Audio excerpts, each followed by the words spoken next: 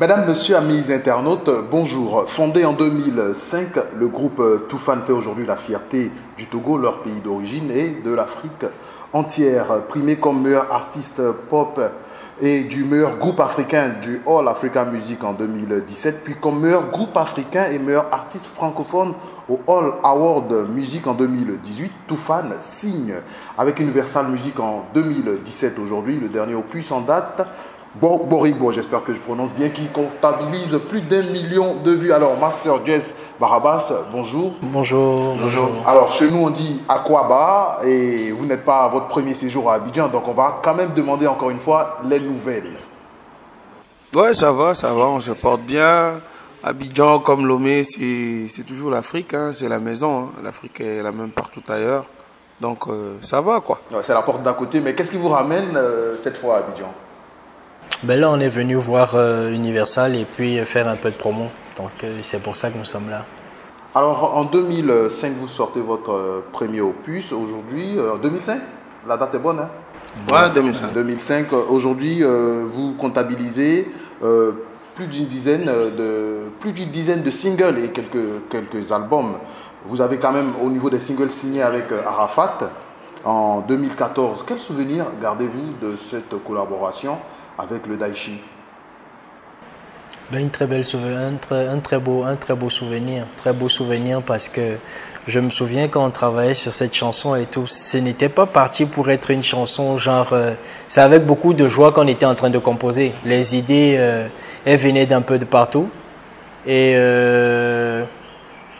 je sais que il était je sais pas comment je vais expliquer ça. Il était enthousiaste de poser. C'était pas, tu vois, il y a souvent des collaborations là où tu vas faire, la personne est un peu réticente à travailler sur. Non, lui, il était vraiment enthousiaste sur la chanson. Je crois que c'est le remix de ce qu'on avait déjà et que lui-même il kiffait beaucoup. Il avait tendance à écouter. Ouais, un peu comme ça. Avec Arafat, tout le temps, vous avez l'impression d'être dans un film. Je commence d'abord au studio. Je pense que c'était à Paris. On arrive à Paris, on l'appelle. Et voilà, qu'on était là et qu'on voulait faire le son. Et bien avant cela, on était à Abidjan, on n'a pas pu faire le son, compte tenu de notre emploi de gens. Il était à Lomé aussi, on n'a pas pu faire. Et le jour là, on était à Paris. Il dit, ah, vous êtes là? J'arrive. Il arrive en studio. Nous, on avait le son. Vous savez, généralement, au studio, avec les artistes, quand vous venez, vous vous posez pour faire le son, vous discutez un peu. Donc, moi, on échange les idées. Le son, ça parle de quoi? Ça parle de voilà. Et moi, j'oriente mon test vers, et toi, tu vas aller. Il n'y a même pas eu cette discussion. Il est un truc. La cabine est où? La cabine est où? Dans le studio. Lui, il pose même pas de questions pour savoir, pour parler de quoi dans le son. Il dit, mets la musique. C'est vrai qu'il avait déjà écouté le son et tout. J'aime le son là, il commence. Et puis en même temps, il a commencé à chanter en freestyle. Tout le monde était comme ça dans le studio. Et vite, il dit c'est bon, tu coupes, toi-même tu gères, c'est fini. Et puis il a fini en 10 minutes. Il a fini son truc, il est parti. Pareil pour la vidéo. Donc, Arafat, c'est Spider-Man, quoi. Superman, Spider-Man, il est tout. En fait, il était dans une autre planète, en fait. Genre, lui, la vraie expression, le temps, c'est de l'argent, c'était lui, en fait. Il vient, il te demande, c'est quoi? Ok, on fait, je suis parti, il est parti, en fait. Alors, dans votre prochain projet, est-ce que vous envisagez de rendre hommage, donc? Est-ce que vous envisagez un jour lui rendre hommage à travers une chanson? Ouais, sur notre dernier album, on pense à ça, on verra. De 2005 à aujourd'hui, Toufan, quelle expérience vous tirez donc de cette riche carrière musicale? Beaucoup. On se dit d'abord que Dieu est grand. Et voilà, et de jour en jour, on se rend compte qu'on apprend. Et on se rend compte aussi que quand vous pensez tout le temps être arrivé à un niveau ou avoir l'expérience de quelque chose, il y a un petit truc qui est caché quelque part qui vous montre que vous avez toujours encore à apprendre dans ce domaine. Et c'est ce que moi je garde vraiment en ces 15 ans. Je sais que Dieu est grand parce que ce que nous avons accompli sur ces 15 années sont vraiment magnifiques. Vous avez accompli beaucoup de choses pendant ces 15 années, notamment l'hymne des Coupes d'Afrique en 2012 et en 2015. Quel souvenir gardez-vous de cet instant mémorable? Bon, vous savez, le foot et Toufan, c'est une histoire d'amour. Parce que le morceau quand même qui nous permet d'arriver dans le monde de la musique était un morceau dédié au football. Et par la suite, on est resté scotché au foot. Et quand, je pense en 2012, on devait faire un morceau, d'abord pour nous, pour la CAN. On se disait qu'on faisait l'hymne de la CAN.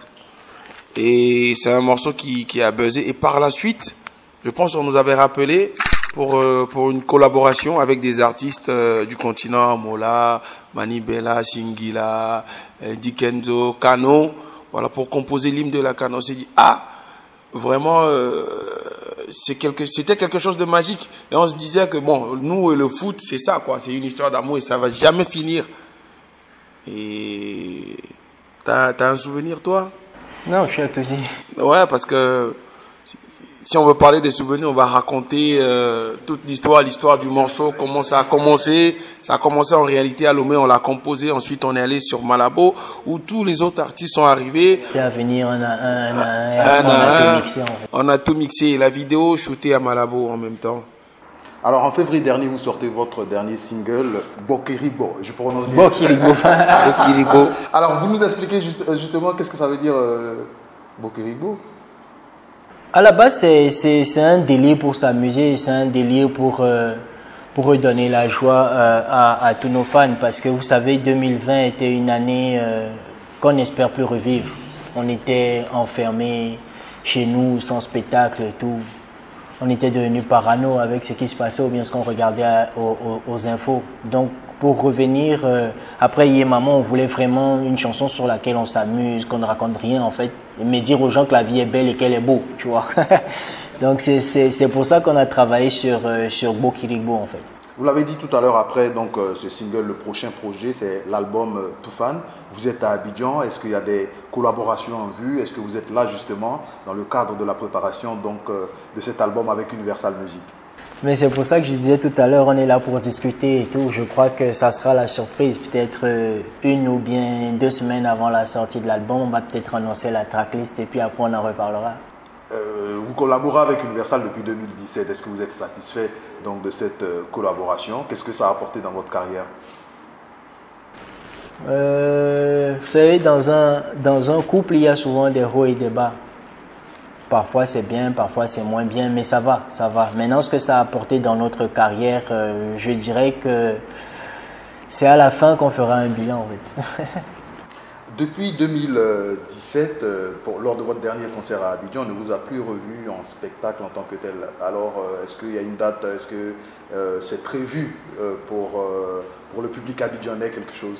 Tu vois, pourquoi pas, d'ici les vacances, pourquoi pas revenir en spectacle sur Abidjan. Mais d'abord, il va falloir revenir à des morceaux. C'est vrai que les fans réclament déjà le groupe en spectacle ici, mais nous, on veut d'abord balancer de nouveaux sons, puisque depuis le Covid-19, je pense que on s'est un peu calmé, et c'est là, on est en train de revenir avec de la bombe. Et la bombe, elle est derrière. Mais les internautes ivoiriens n'arrêtent pas de me demander, ils sont à Abidjan, on les retrouve où? À part dans le locaux de l'Universal. C'est quoi votre programme de balade à Abidjan? Ouais, bon, en gros, on laisse le vent nous emporter. C'est vrai qu'on est là en promo, mais bon, on est en petite promenade aussi. Donc allô, les Ivoiriens, vous l'avez entendu, hein, ils sont là en petite promenade. Donc voilà, contactez Universal Music, ils vous donneront donc tout le programme des Toufan à Abidjan. On est toujours content de vous recevoir ici sur les bords de la lagune Ébrié. Alors, presque la dernière question. Vous étiez 3 au début de votre carrière. Alors, la question vous fait sourire déjà. Alors, où est passé l'autre? Est-ce que vous êtes en contact? Ouais, on est en contact avec lui. C'est vrai qu'on a commencé à 3. Et arrivé un moment, il voulait cheminer tout seul. Il voulait faire chemin seul et voilà quoi. Et je pense que c'était en 2005. Il nous l'a expliqué, on l'a compris, on l'a laissé partir et voilà. Il est toujours dans la musique, mais il n'est plus en Afrique, il vit en Europe. Ouais. Pourquoi Toufan ne s'installe pas là en Europe aussi? Toufan, c'est d'abord l'Afrique. Nos inspirations, c'est d'abord l'Afrique. Et il faut rester en Afrique pour être inspiré pour nous quand même. Parce que la caisse claire, c'est ici. La base de la musique, pour nous, c'est ici. Et même les thèmes que nous développons, c'est ici. Burna Boy a reçu dernièrement un Grammy. Votre appréciation donc sur ce prix pour un artiste africain, comme vous défendez aussi ses couleurs? Ah, on peut lui dire que chapeau, parce que c'est après tout le rêve d'un artiste, c'est les trophées.